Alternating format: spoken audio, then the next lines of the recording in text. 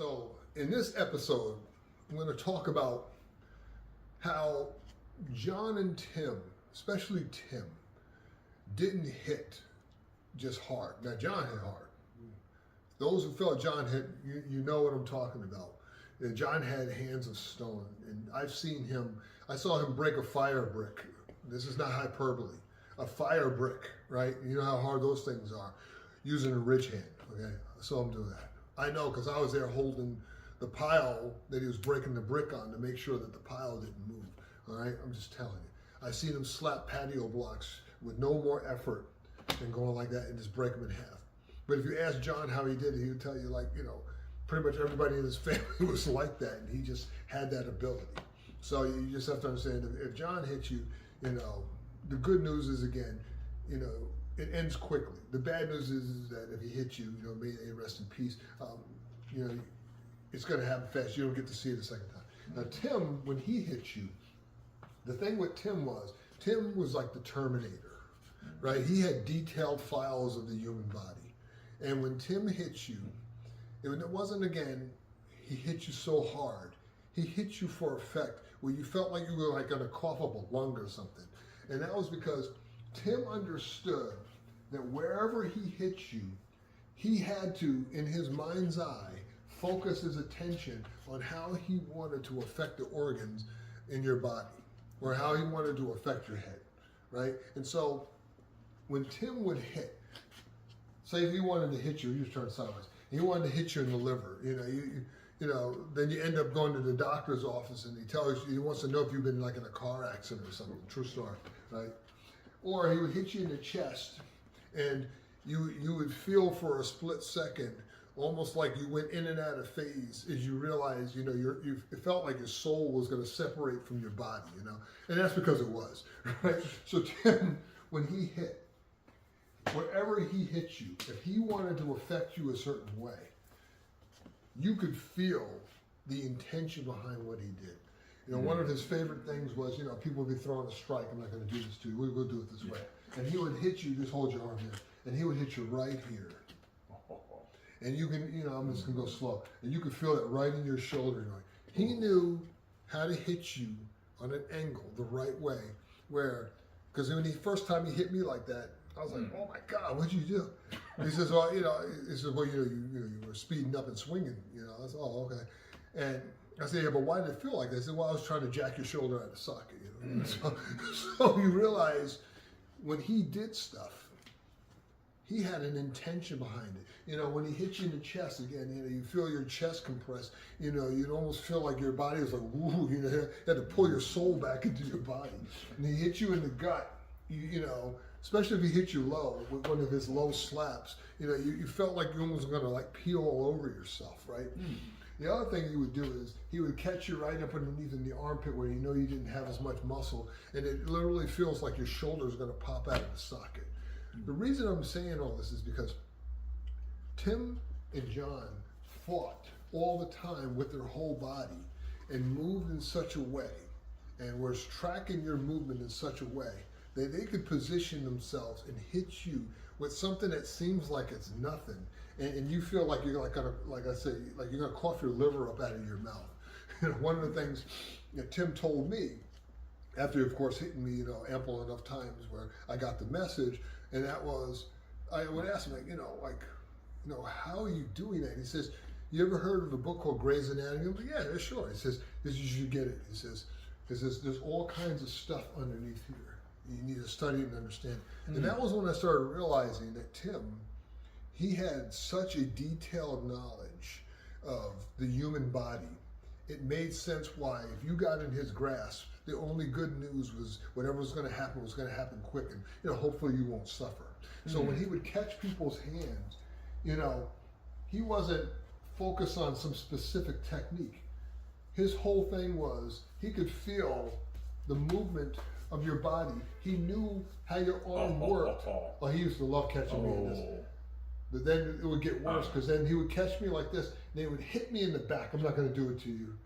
He would hit me in the back, you know, where you feel like you're gonna like cough out one of your molars, you know, and he would punch you, you know, and then he would laugh, you know, and he said, "You okay?" I'm like, "No, I'm just like got these stars and moons going around my head, you know." But for me, and then maybe I'm different than other people. I don't know. I mean, that's why I probably joined the Marine Corps. I'd be like, "How did you do that?" And he was like, "Oh," he would laugh, but he would show me, and then I realized, oh my God, right? He immobilized me so I couldn't move.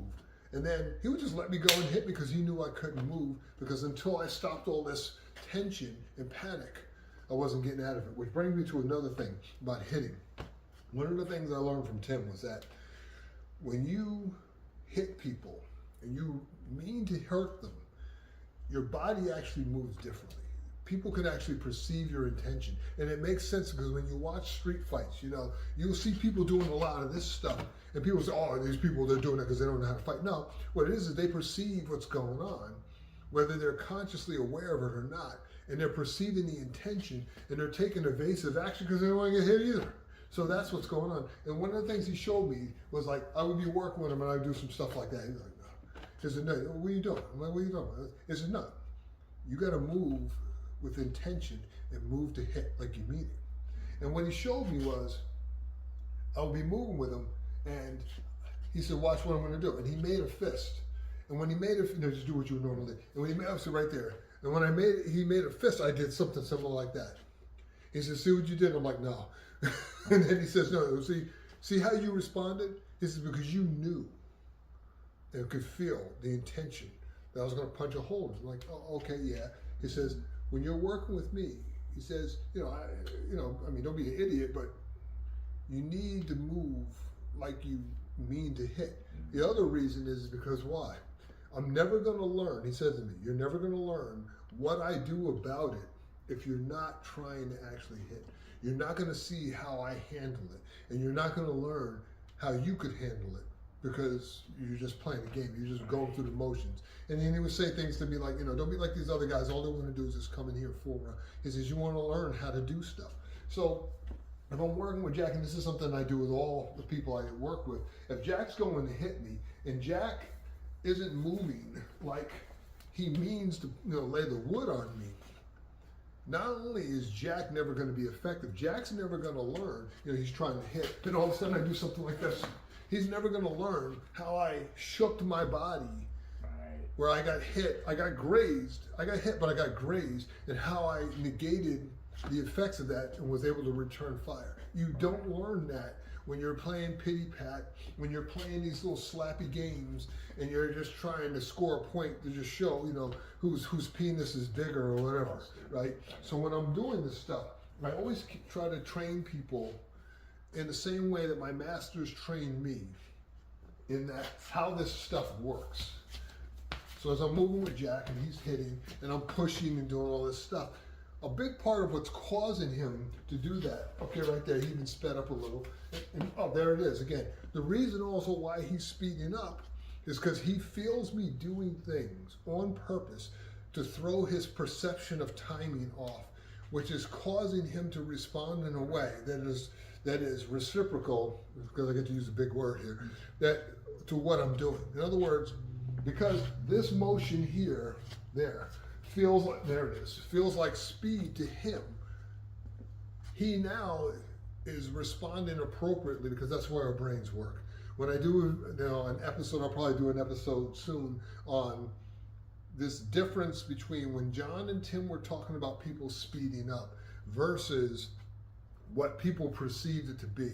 You know, people are going to realize why a lot of them never developed the level of skill they could have developed, because their perception of what they were talking about when they talk about people speeding up was just off. I can tell you right now, it was one of that along with the, holy cow, the staying with the hands one, and the misunderstanding of what John and Tim were talking about staying with the hands. And you know, I could do like 50 videos on that, because I used to correct it like every week. And the thing is, same thing with speed. You know, what John was presenting to make people understand about speeding up versus what people were interpreting was totally wrong. They were totally wrong. Did John and Tim speed up all the time? John and Tim sped up all the time. But if you understood why and how they were speeding up, it would make perfect sense. And you realize they weren't speeding up for the sake of speeding up. They were speeding up in reaction to their perception of what someone else was doing.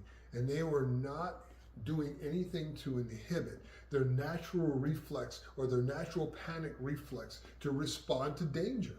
If you understand that, and like I said, because I'm going to do a video on it, but I'll just get into a little bit here while I'm running my mouth on it. If I go like this and I go like this and I roll my hand, you see what Jack is doing there? Notice as I'm rolling my hand, how you can see Jack's arm kind of moving a little fast. The reason he's doing that is because my action relative to his experience creates the illusion or perception of speed. It's one of the things I do to also do a kind of pulsing or deception to throw people off, where I'll do something with my arm that feels like speed, and that's how I catch people in these things. Because I know as I do this where it feels like speed, it's going to cause them to have to respond to it in a way that's going to trigger their panic reflex, which makes it easier for me to catch their arm. And Tim would do that to you all the time. But it wasn't, speed in the sense of, what people thought. And I don't want to give it too much away, because when I get into it, people's heads, for those people, who are willing to watch these videos, their heads are going to explode because they're going to realize their perception, because it was incorrect, was actually holding their ability back. And it's going to like triple their ability once I straighten it out for them.